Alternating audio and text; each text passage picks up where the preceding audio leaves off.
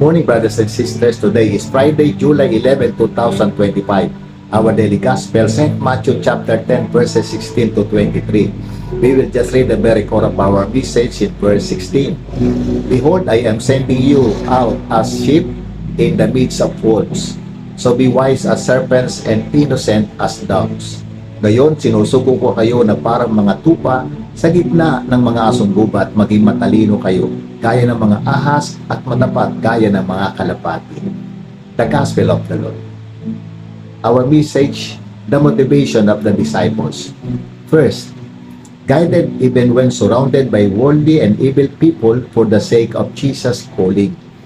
Pinapatnubayan kahit napapaligiran ng mga makamundo at masasamang tao alang-alang sa pagkatawag ni Jesus.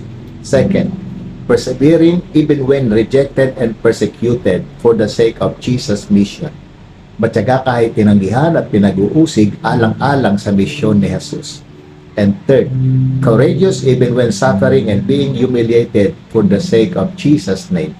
Matapang kahit na nagdurusa at napapahiya alang-alang sa pangalan ni Jesus. Morning and God bless us all.